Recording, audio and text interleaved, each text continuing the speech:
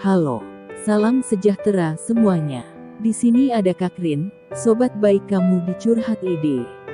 Curhat Ide kali ini akan membahas mengenai depresi yang dialami oleh salah seorang sahabat kita Faiz, yang dikutip dari ceritakuceritamu.com. Begini ceritanya, aku didiagnosis mengalami depresi yang dipicu stres pada awal Januari tahun 2016. Hidupku serasa berhenti. Aku tidak bisa berkonsentrasi pada keluarga atau pekerjaan. Rasanya seolah-olah pikiranku diselimuti oleh awan kegelapan. Sederhananya, urusan sehari-hari seperti makan, tidur, berbicara, atau memecahkan masalah menjadi tantangan besar. Bagian yang menakutkan tentang depresi adalah bagaimana diam-diam itu menjalar ke dalam kepalaku.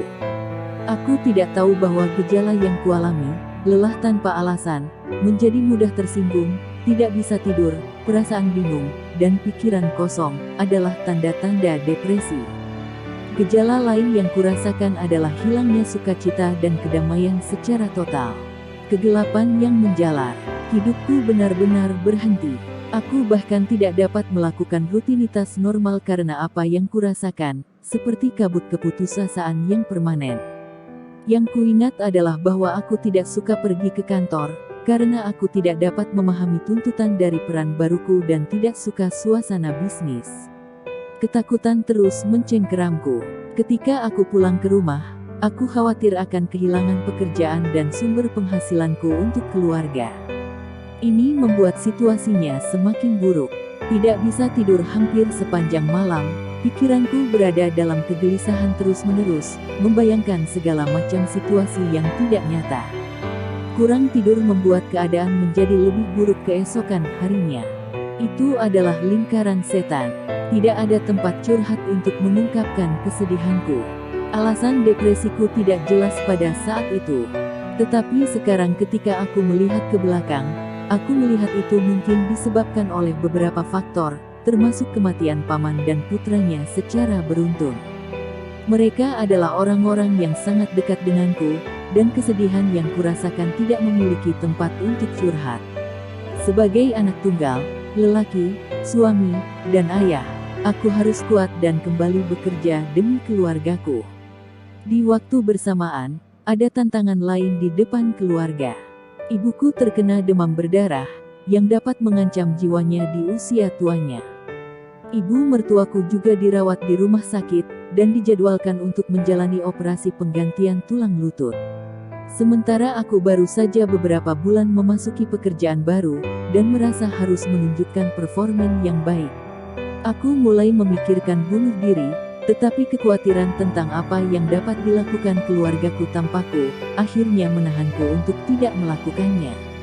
Istri sepupuku, yang adalah seorang dokter, menyarankanku agar mencari pertimbangan medis.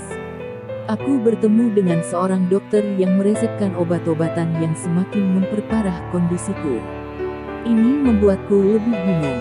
Mengapa aku menjadi lebih buruk daripada menjadi lebih baik? Seorang dokter keluarga dekat kemudian menyarankanku mengunjungi seorang psikiater. Dia mendengarku dan memberiku obat baru. Dokter ini sangat sabar, dan aku bisa mengungkapkan semua yang kurasakan. Perlahan tapi pasti aku mulai merasa lebih baik.